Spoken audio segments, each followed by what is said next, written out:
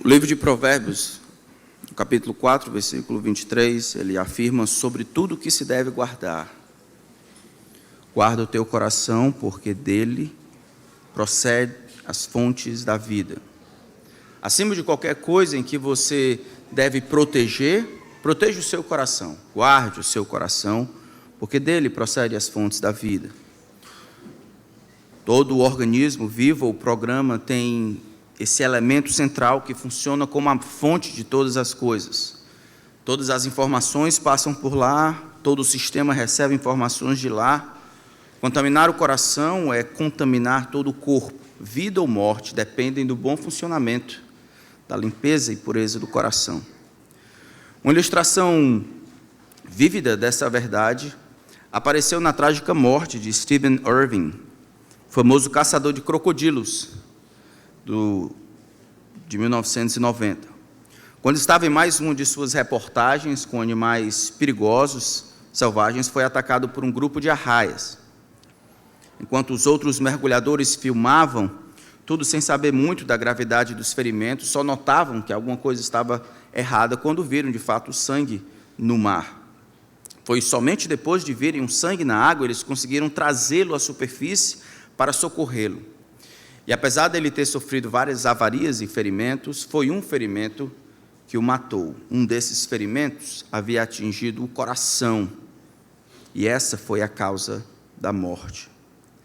Se a importância do coração não pode ser ignorada em organismos vivos ou no sentido orgânico, tampouco pode ser ignorado no sentido espiritual. O coração é aquilo que nós somos, no final das contas. Mesmo sem reconhecermos isso, o coração é o raio-x da nossa condição espiritual. Termos como maturidade, vida com Deus, amor ao Senhor, tudo isso, de alguma forma, está ligado ao coração. Todas essas são questões do mais profundo do nosso interior. Assim como todos os rios desaguam no mar, assim todas as ações e reações, tudo o que fazemos, emana do coração. Foi assim que o nosso Senhor Jesus entendeu a questão. Nós estamos já há alguns meses olhando o sermão que Jesus proferiu, o sermão da planície, em Lucas capítulo 6. E agora nós estamos caminhando para bem perto do final. Jesus tinha diante de si um auditório como esse aqui, tomado de pessoas curiosas ou pessoas que haviam sido convidadas por outros, pelos próprios discípulos de Jesus. Alguns discípulos eram os apóstolos, outros eram discípulos meio que temporários, querendo saber o que estava acontecendo. E Jesus tem uma palavra que serve para todo mundo. Jesus quer passar uma linha no chão e ajudar aqueles que estão curiosos a conferirem no seu coração se de fato estão seguindo a Cristo. E Jesus quer ajudar os discípulos verdadeiros a olharem as atitudes do seu próprio coração, quer que ao final eles saibam a sua condição espiritual. Aqueles que não são discípulos de Jesus, que se prostrem reconhecendo que o Senhor é o dono de tudo. E aqueles que já são discípulos de Jesus, devem saber ainda a condição do seu coração e as coisas, como delas funcionam no sistema do reino, nesses valores que o Senhor Jesus ensinou, nesse ordenamento não jurídico, mas das verdades que o Senhor traçou em sua palavra. Jesus já falou, a partir do versículo 27, que muitas dessas coisas que ele tem para os seus discípulos, elas se definem pela maneira como lidamos com os outros. Foi do versículo 27 até o versículo 36 que Jesus falou, por exemplo, sobre o relacionamento com o outro no sentido amoroso, como definidor da nossa condição espiritual. Ame os seus inimigos, Jesus falou. Os outros fazem de uma maneira diferente, os outros pensam, odeiam seus inimigos, mas vocês, meus discípulos, não. Farão exatamente como eu faço. Vocês fazem o bem, oram por aqueles que perseguem vocês. Vocês agem de uma maneira invertida, sobrenatural. Vocês vão representar os valores sobrenaturais que eu venho trazer. A partir do versículo 37 em diante, Jesus continua ainda falando desses relacionamentos. Você deve tratar os outros da maneira como você gostaria de ser tratado. Se não quer ser condenado, então seja mais misericordioso na sua condenação, no seu julgamento. Quer ser perdoado? Perdoe. Quer receber, então dê, boa medida, prensada, sacudida, transbordante. Lembra, com a medida em que seremos medidos, ou que medimos, seremos medidos. A partir do versículo 39, o nosso Senhor inclui um alerta aos discípulos. Os discípulos teriam grande liberdade de influenciar as outras pessoas, assim como sofreriam influência dos outros. Jesus, ele quer ajudar os seus discípulos a entenderem que não é todo mundo que se coloca como líder que sabe de fato onde está indo. Alguns relacionamentos entre líderes e liderados se parecem como um cego guiando outro cego. Jesus diz: não ambos cairão no barranco. Tenha certeza de que aqueles que vocês estão seguindo estão caminhando para o lugar certo. E se vocês se colocam como aqueles que lideram, tenha certeza que você sabe o caminho, sabe quem é Jesus, não se coloca na frente, no meio, mas permite que as pessoas sejam guiadas a Jesus. Lute para se parecer com o seu mestre. Não floreie desviando a atenção das pessoas que devem ter para Jesus para si mesmo. Aprenda, seja bem treinado, e assim você vai conseguir abençoar aqueles que estão debaixo da sua liderança. Nesse sentido, o Senhor também falou a respeito da hipocrisia, da complacência que nós temos de sermos fervorosos em denunciar os pecados dos outros, tão ávidos, microscópicos em perceber a devassidão da alma dos homens que estão do lado de fora, ao invés de sermos criteriosos conosco. Se você conseguir tirar a trave que tem no seu olho, vai ver claramente, vai conseguir ajudar melhor as pessoas que estão do lado de lá. Caminhando para o final, o nosso Senhor, mais uma vez, traça uma linha no chão. E deseja que todos esses, na sua audiência, tenham algo a receber, tenham algo a aprender aqui. Nosso texto, então, começa no versículo 43. E vamos ficar, Deus permitindo, até o versículo 45. Ainda falando sobre esses relacionamentos, o nosso Senhor diz assim: não há árvore boa que dê mau fruto, nem árvore má que dê bom fruto, porque cada árvore é conhecida pelos frutos que produz. Porque não se colhem figos de ervas daninhas, nem se apanham uvas dos espinheiros. A pessoa boa tira o bem do bom tesouro do coração, e a pessoa má tira o mal do mau tesouro do coração. Porque a boca fala do que está cheio o coração. O coração aqui é tido tanto como foz como nascedouro. O Senhor Jesus, ele quer ensinar duas verdades. É o fruto que revela a árvore, é o fruto, é a ação que revela a condição do coração. Ao mesmo tempo, de um outro prisma, é a natureza, é a qualidade da árvore, a qualidade espiritual do coração que determina a qualidade do fruto. O coração é foz, dele emana todas as ações e reações, tudo passa por lá, reflete o que está lá. Ao mesmo tempo, são somente as ações que são produzidas por um coração bom nesse sentido, um coração que acumula bom tesouro, que vai ter exatamente a qualidade de ser boa. O coração, então, é revelado pelo fruto, e o fruto só é validado pela condição do coração. O meu desejo nessa noite é que você consiga perceber a qualidade do seu coração, a condição espiritual do seu coração. Existem alguns aqui que são crentes. Eu quero que você veja a condição do seu coração, não como descrente, mas um crente. E eu quero que você lute para perceber isso, porque essa é exatamente a avaliação que Jesus está fazendo aqui. Jesus está falando para os seus discípulos, dizendo: vocês também têm algo a entender sobre isso. Não é somente dividir o mundo entre dois, mas mesmo vocês, olhem as ações, observem os frutos. Isso diz quem você é, isso demonstra, revela a condição espiritual do seu coração, níveis de maturidade, níveis de atenção, níveis de afeição, níveis de amor por Deus, níveis de serviço. Tudo isso é revelado por aquilo que supura nas suas ações. E aqueles que estão aqui, que são discípulos de Jesus, talvez mais frequentadores de igreja, religiosos, Jesus quer que você compreenda que a sua religiosidade é o que tem lançado mais pessoas no inferno, muito mais do que o ateísmo, muito mais do que a descrença declarada de que não existe um Deus, é a religiosidade. Achando que as coisas de fora podem transformar o coração que está dentro, é a qualidade do coração que demonstra a validade dos frutos.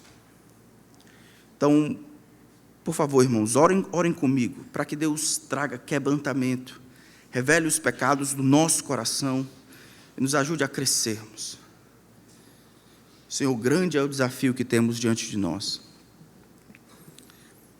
O Senhor proferiu esse sermão 2000 anos atrás e ele continua sendo tão... Nós precisamos, Senhor, ouvir o que a Tua palavra tem a dizer. Precisamos perceber a atualidade dos Teus ensinos, confrontando os nossos corações. Então, a Tua palavra está aberta diante de nós. E a nossa maior necessidade é ouvir com o coração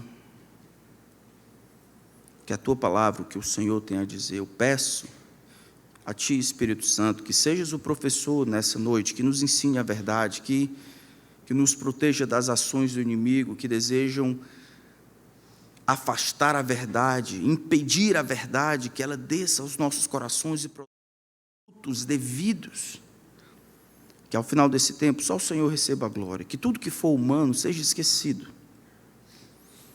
que o Senhor receba a glória por meio de corações, no meio dos meus irmãos, susceptíveis à verdade, alinhados à verdade, vivificados pela verdade. Faz isso, Senhor, para a glória do Teu nome e para o benefício da nossa própria alma. Em nome de Jesus. Amém. Começando com as parábolas que Jesus havia proferido, no versículo 39, Jesus continua. Versículo 39 é um cego guiando outro cego. Depois do versículo 43, ele cita essa história da árvore. Não há árvore boa que dê fruto mau, nem árvore má que dê fruto bom. A árvore boa produz fruto bom, a árvore má produz fruto má. O contraste que Jesus estabelece aqui, no entanto, precisa ser compreendido com clareza, do contrário a gente não vai entender. A palavra mal aqui não é a ideia de mal moral. Pelo menos no versículo 46, não há árvore boa que dê mau fruto, nem árvore má que dê fruto bom. O fruto mau aqui está em oposição ao fruto bom. O fruto bom é aquele fruto que pode ser comido, o fruto que está de vez, o fruto que pode ser usufruído, alimentado, o fruto que pode ser utilizado, o fruto que tem uma qualidade que alimente a alma, o fruto que pode ser colhido, o fruto desejado. O outro adjetivo, o antônimo desse aqui, não é um fruto mau, no sentido de mal moral. Aqui ele não está falando sobre fruto bom, em termos de não mentir, em termos de amar a esposa, em termos de educar os filhos, em termos de vir para a igreja. Ele não está pensando nisso em si, porque o mal aqui, ele não está pensando em termos de matar, de estuprar, de roubar, essas coisas que normalmente o mundo vai dizer que é má. Jesus não está pensando nisso. A oposição aqui é muito mais profunda. Assim como a árvore, quem planta, assim como se percebe a qualidade da árvore pelos frutos que ela produz, não somente o tipo de fruto como banana, diferente de maçã, de jaca e outras coisas, mas comível, o fruto com qualidade de trazer benefício, assim como o fruto mau, é aquilo que é produzido, mas produzido de uma maneira inutilizada. Produzido para prejuízo, é aquele que nasce com bichos já dentro. Era uma maneira comum de falar sobre aqueles alimentos, aqueles frutos que não poderiam ser comestíveis, né? Não eram comestíveis, porque não eram de boa qualidade, eram apodrecidos, estavam cheios de bichos. O que Jesus está tentando contrapor é que não há uma boa qualidade, não há utilidade, há inferioridade, há apodrecimento. Tudo isso está associado a essa árvore que é má. Ela é má, e porque ela é má, ela não consegue produzir algo que é benéfico para os outros. Lembra que essa ideia de relacionamento ainda está aqui. Aqueles que tentam, se esforçam por receberem algo produtivo desta árvore, algo benéfico que surja desse coração, estarão esperando eternamente. Nada de bom em termos de qualidade eterna, de trazer benefício para os outros, sairá desse tipo de árvore. É o fruto que revela a árvore. Essa ideia de fruto precisa ser compreendida com clareza, porque Jesus fala sobre fruto de várias maneiras, em muitos lugares. Por exemplo, ele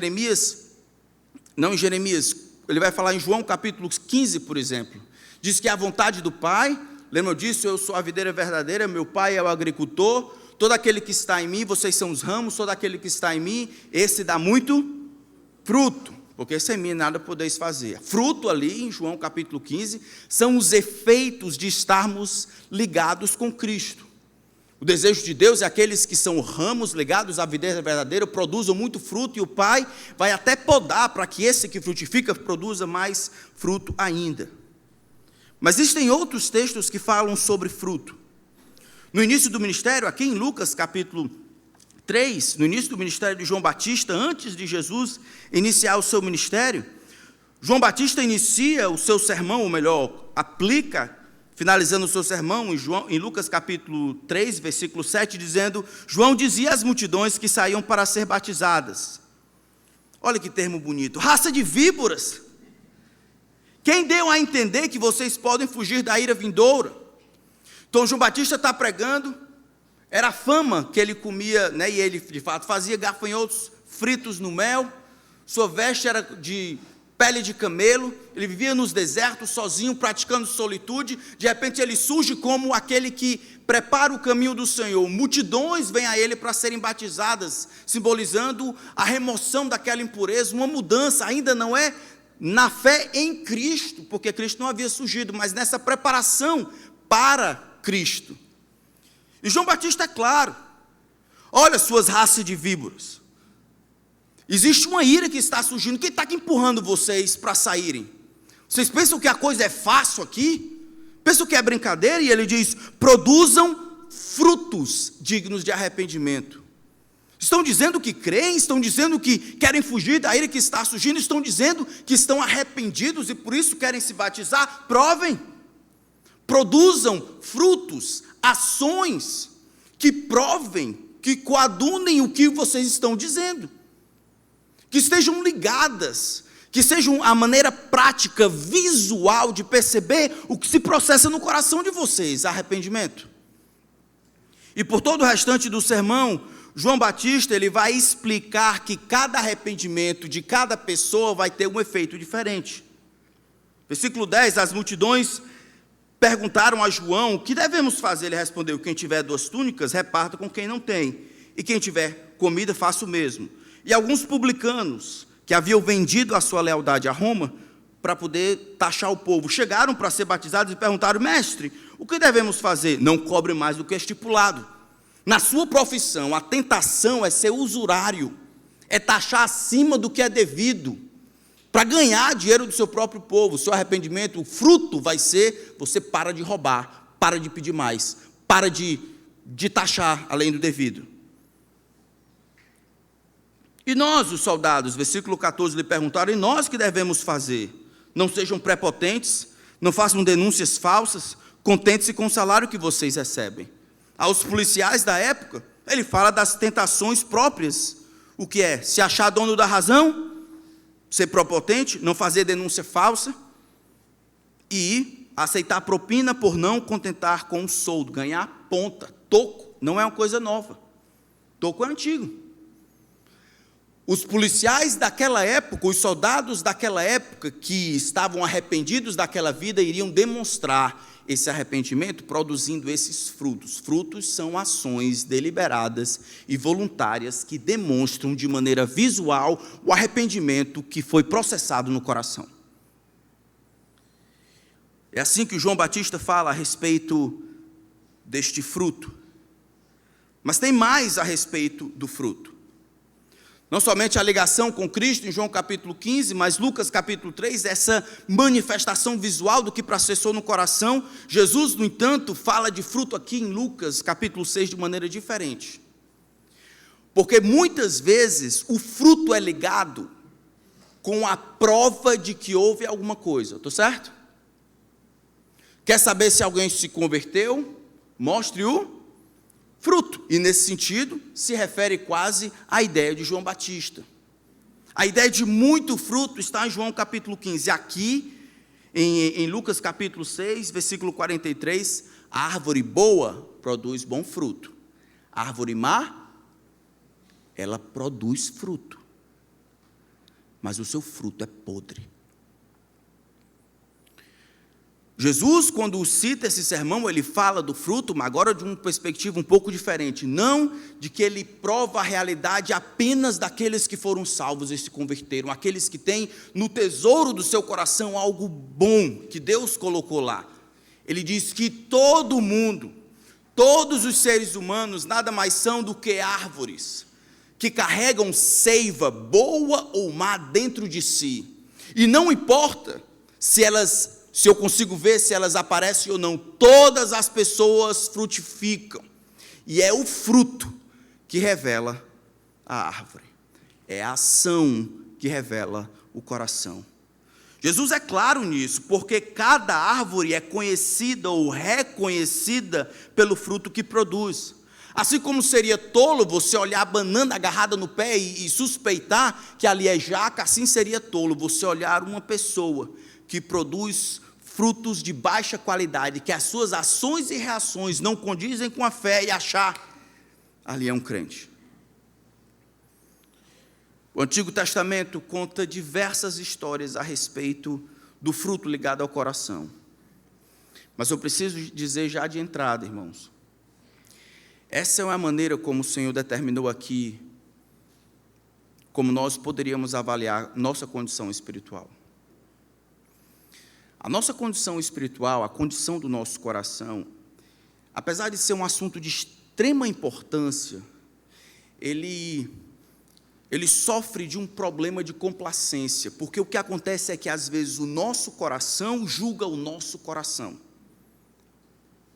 Então eu olho as atitudes, as coisas que eu faço, como eu reajo no trânsito, como eu luto ou reajo ao luto, como eu reajo a uma promoção, como eu reajo a uma perda, a uma frustração, a uma dificuldade, e essas coisas são frutos, essas ações e reações são frutos, são as coisas que emanam do coração. E ao invés de eu pegar essas coisas e olhar para dizer, isso aqui não quer dizer que foi um deslize, isso aqui não quer dizer que foi uma simples desventura, isso aqui não foi um deslize, isso aqui revela a condição do meu coração. Eu fiz isso porque eu quero isso, porque eu gosto disso, porque eu queria ter aquilo, isso é quem eu sou.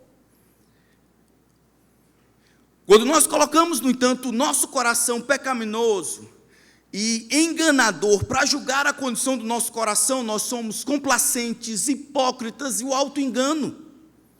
Converse com um homem. Rapaz, como é que você está? Não, eu estou bem. Você está bem? Estou bem. Você está lendo a Bíblia? Estou não, mas eu estou bem. Você está orando? Não, mas eu estou bem. Você está servindo? Não, mas eu estou bem. Você está confessando o pecado? Não, mas eu estou bem. Você está indo para a igreja, congregando? Não, mas eu estou bem. O que ele está fazendo? Ele está permitindo que o coração, não a verdade, que o coração julgue o que ele imagina como correto no seu próprio coração. Essa pessoa, se for crente, está mal. Quem diz? Os frutos. Os frutos é a maneira visual, é a prova cabal da condição do nosso coração. E todo mundo frutifica. As histórias do Antigo Testamento são talvez as ilustrações mais claras. Olha que texto interessante, em 2 Crônicas, capítulo 32. Abram lá, vou fazer um teste com vocês. Quem encontrar primeiro, vai ganhar um doce.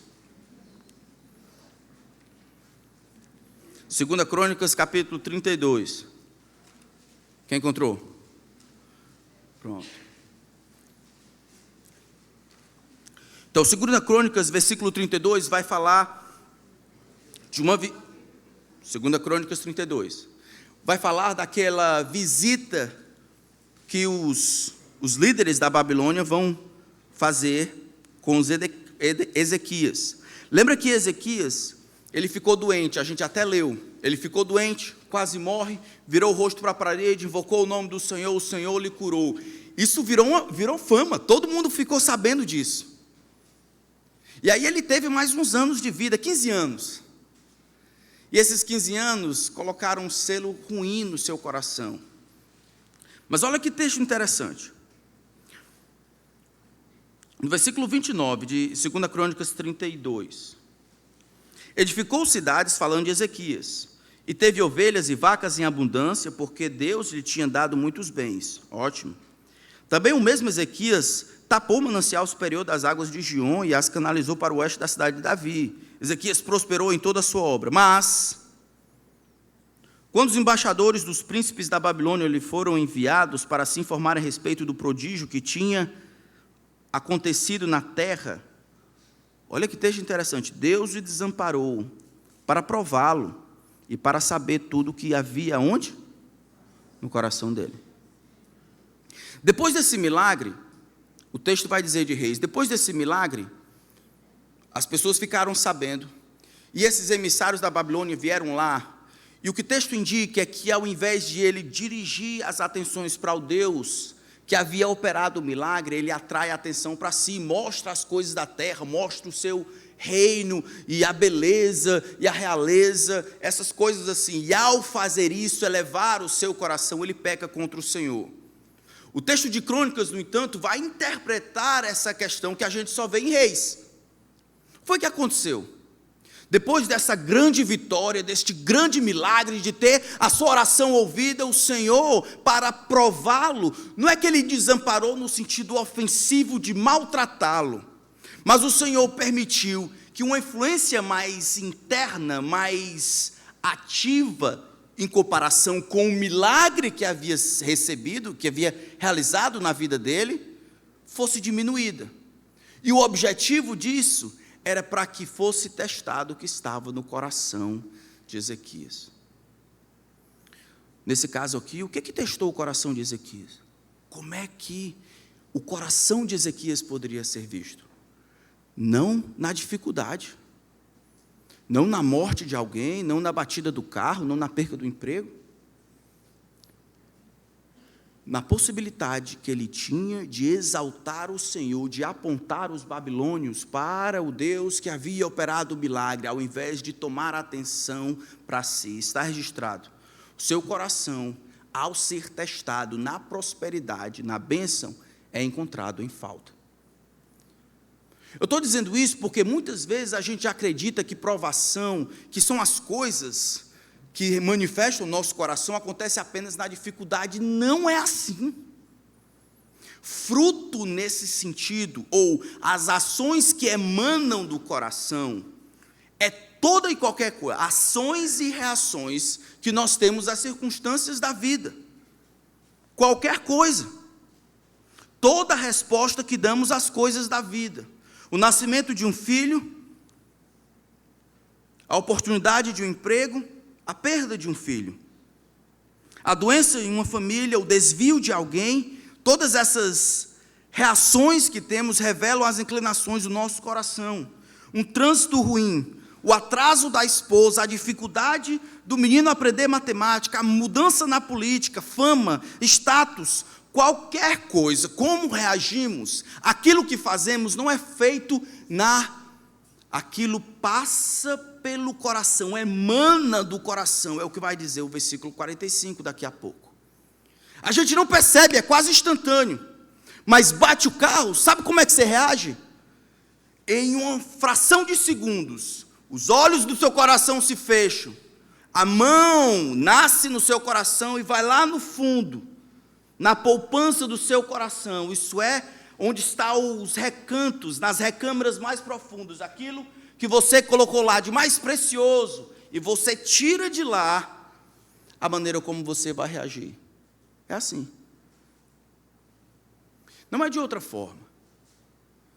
Quando você grita com os meninos, perde a paciência, grita com a esposa, quando você é impaciente, isso é o seu coração. Isso revela o seu coração. Quando agora você quer que as coisas terminem, quando você não tem tanto interesse de estar aqui, na verdade, quer conversar lá fora, isso demonstra o seu coração, não é outra coisa não. É um coração que não ama as coisas do Senhor. Se a gente não levar isso a sério, a condição do nosso coração, a gente vai perder o que Jesus está dizendo. Coração bom, a gente vai saber já o que é isso, produz fruto bom. Mas o coração, ele é revelado pelo fruto. De maneira que eu não consigo perceber o que está lá, até que você faça o primeiro movimento.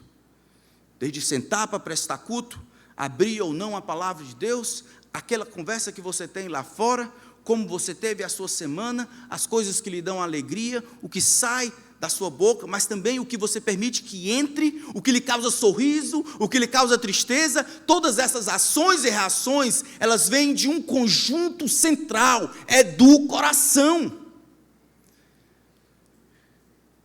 Não é à toa que quando Deus vai falar sobre conversão, Ele não fala sobre essas coisas externas, não dá. Ele fala de um transplante de coração, é assim nos termos de Jeremias 31, eu lhes tirarei o coração de pedra, vou colocar um novo coração, porque esse coração deles não presta.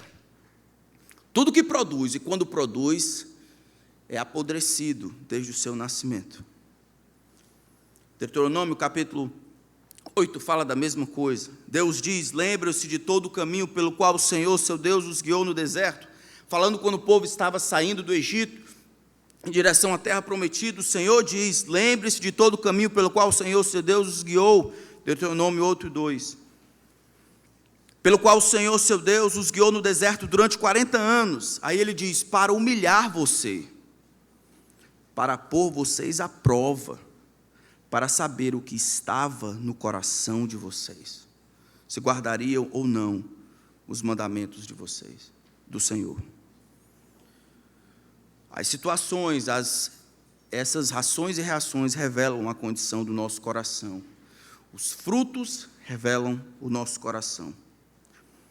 Às vezes não são somente as circunstâncias, às vezes são a maneira como nós lidamos com coisas simples nos nossos relacionamentos. Por exemplo, no texto lá de Lucas, é essa inter-relação que demonstra algumas dessas características aqui. Provérbios 25 vai dizer, os propósitos do coração humano são como águas profundas, mas quem é inteligente sabe como trazê-los de volta, trazê-los à tona. Durante essa época de preparação para a membresia, nós temos quase 40 pessoas. Enquanto nós estávamos ensinando sobre o que é o seu membro saudável, eu estava explicando para eles, frisando o que significa isso, participar, servir, congregar, sustentar a obra de Deus, admoestar, exortar, e pedir para que eles me dissessem no particular qual seria dessas que eu estava dizendo a mais difícil. Qual seria a mais difícil de colocar em prática? Servir, congregar, qual seria a mais difícil? A número 1, exortar outras pessoas, admoestar os meus irmãos. Por quê? Com medo do que os outros vão dizer, isso é, da reação dos homens, o temor dos homens, mas também com medo da reação das pessoas à exortação. Provérbios vai dizer que essa é uma maneira muito clara de perceber quem são os sábios entre nós. Você lembra da história daquela professora? Era PhD em educação e começou a servir no culto, no ministério infantil na igreja. E aí o menino acabou tentando furar o olho do outro. E então a professora foi ousar dizer: senhora, aqui nós não permitimos furar o olho dos outros. E aí ela disse: não, mas espera aí, você não entendeu, você não estudou? Você não estudou, eu sou crente há muito tempo, eu entendo a palavra de Deus, mas você tem que permitir que as coisas aconteçam. Aqui é a psicologia do invertido, a coisa tem que ser direito, você tem que, para o meu filho aprender, se o outro tiver que perder o olho, está tudo direito e tal. Eu disse: é porque o olho não é do seu filho, é por isso que a senhora está pensando assim. O que aconteceu era que tudo estava bem, e a mulher parecia muito esperta, sábia, até que falaram do filho dela. Já tenho visto isso com pastores. Tudo está tranquilo, o homem é um homem de Deus, até que ousem dizer que ele precisa crescer em determinada área. Conselheiros bíblicos decoram o texto, sabem explicar, até que um irmão ou irmã precisa falar: olha, você tem que crescer nisso aqui, isso aqui não é a verdade de Deus. E a maneira como eles respondem, com soberba, arrogância, ou transferindo, ou negando, ou mentindo, essa reação revela a condição do coração. Eu não quero aprender, ou pelo menos não quero aprender de você. Eu sou orgulhoso. Eu sou orgulhoso. Essas não são reações isoladas, irmãos. Esse fruto revela o coração. Estou dizendo isso porque quero, irmãos, que vocês sejam enfáticos em apreciar como vocês respondem às coisas, no 1 a 1 e também com a vida de maneira geral, e a permitir que essas coisas sejam mais claras e objetivas do que o que você pensa a respeito dessas coisas, ou o que você sente a respeito destas coisas, ou o que você acha a respeito destas coisas. Essas coisas em si revelam o seu coração. Passaram por lá, vieram de lá, revelam a qualidade do seu coração.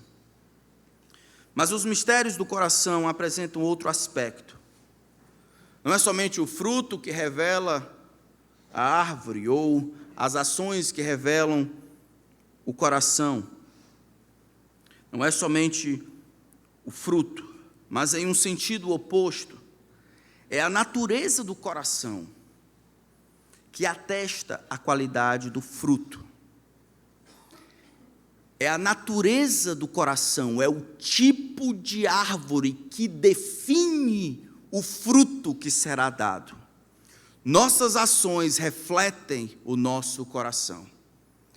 Então, quando olhamos para cá, eu percebo o coração, eu posso fazer um teste da condição espiritual do meu coração, observando as reações e as ações, as inclinações do meu próprio coração, o que eu faço, deixo de fazer, certo? Do outro lado, eu percebo que é o meu coração, isso é o tipo de árvore que vai definir as coisas que eu faço, porque isso não pode ser diferente. Olha o texto, voltando lá para o texto de Jesus, versículo 45, ele diz, para resumir: a pessoa tira o bem da onde? Da onde? Do bom tesouro do coração. E a pessoa má tira o mal da onde? Então, ela tira o mau tesouro do coração e por isso ela é má? Ou porque ela é má, ela tira o mau tesouro do seu coração?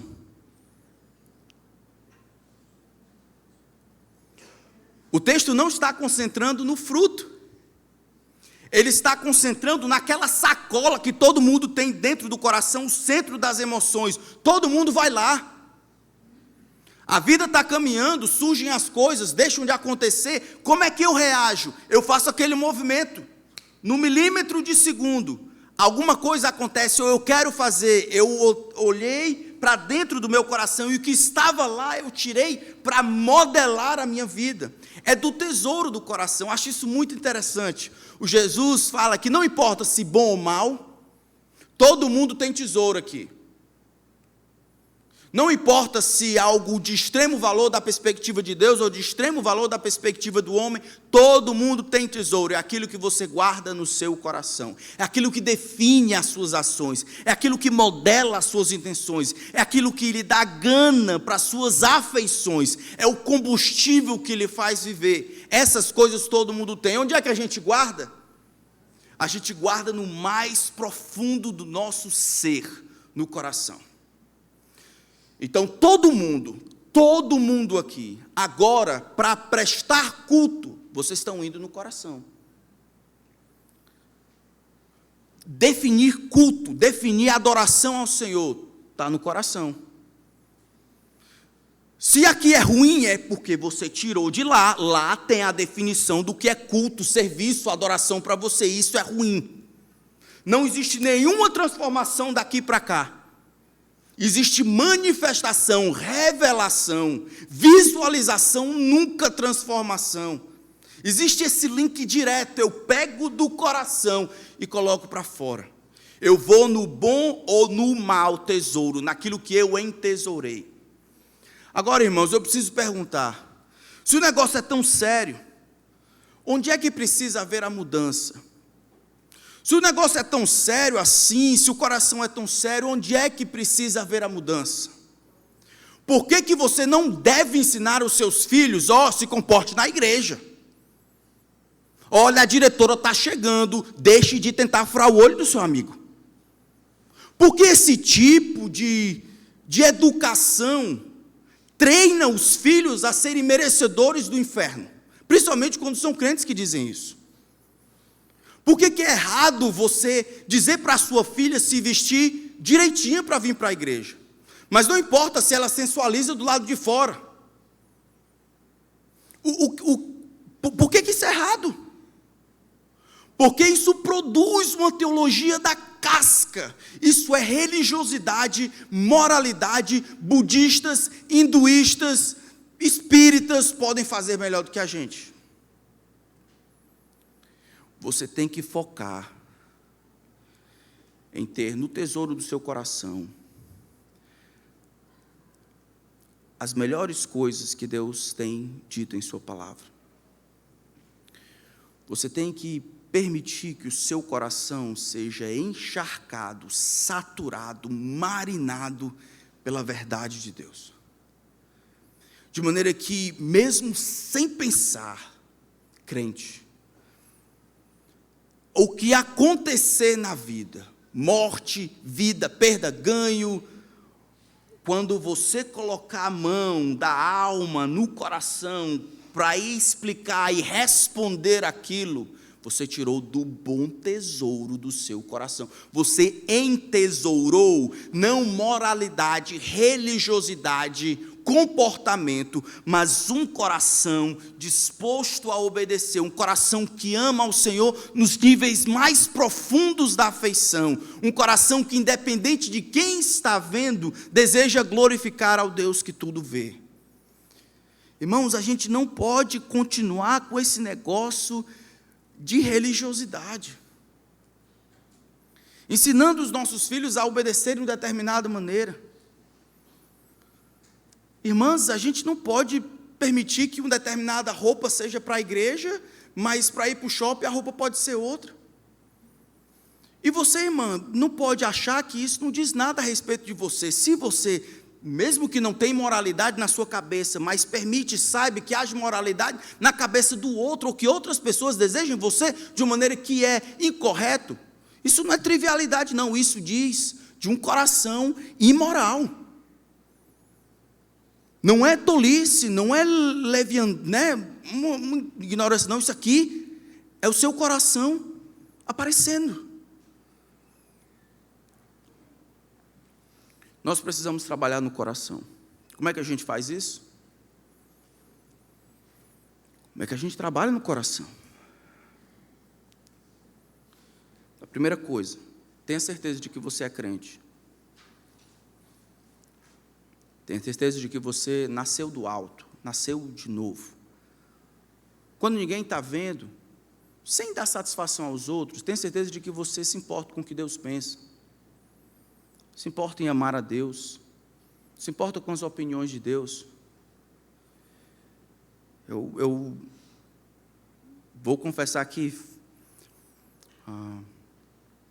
recentemente eu tive uma conversa com um irmão, novo convertido, que contou que estava numa roda com crentes, e ele passou um tempo com aqueles crentes. Não se ouviu o nome de Jesus, não se ouviu nada a respeito do que é a verdade de Deus, não se ouviu nada, não tinha bebida. Mas o povo ria, caçoava, pensava, como se fosse qualquer um. Mas você vai dizer, mas isso é comportamento. É um comportamento que revela o coração. Quando o texto fala aqui no versículo 45, porque a boca fala do que está cheio o coração, Jesus não está pensando só que você pode conhecer o coração de alguém por aquilo que ele fala, não. Talvez essa é a maneira mais fácil. A maneira como Jesus está dizendo aqui, no entanto, é que assim como os sentidos, eles são os canais que adentram no coração, que você vê, que você fala, se retroalimentando, que você toca, as sensações, isso alimenta o seu coração. Da mesma forma, o seu coração é revelado por essas coisas. Um homem que olha, ele não precisa falar, mas aquela lascívia está onde? Marcos capítulo 7, aonde? No coração.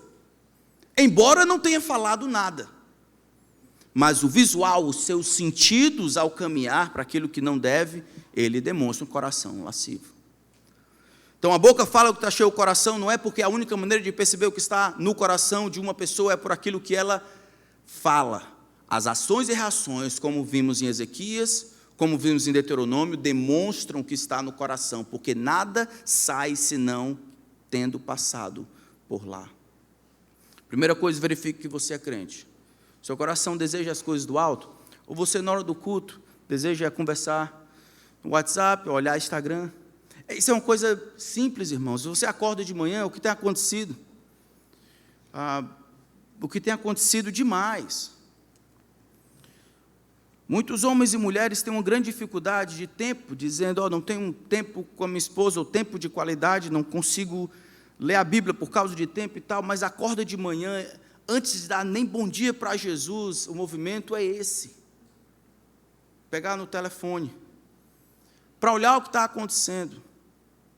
Aí eu sei que você está pensando, minha esposa falou com o pastor.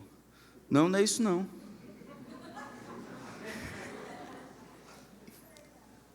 Se isso é você, pare. Pare.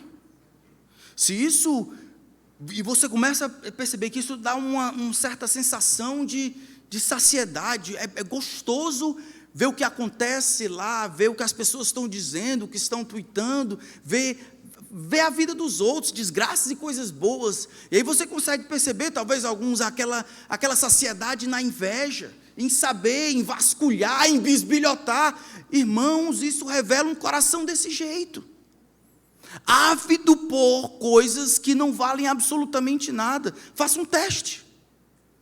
Pastor, não é assim. Antes de você justificar, se é o que você faz, é porque é o que você é. Você faz o que faz, porque você quer o que quer.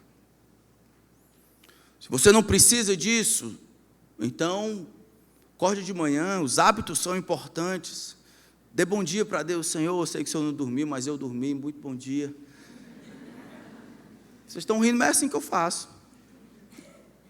Suas misericórdias renovaram, e eu me esforço para ter a Bíblia aqui, coloco o telefone lá, a Bíblia aqui, e mesmo com o telefone está aqui, e eu vou fazer a minha leitura. Eu vou dizer, pastor, religiosidade, não.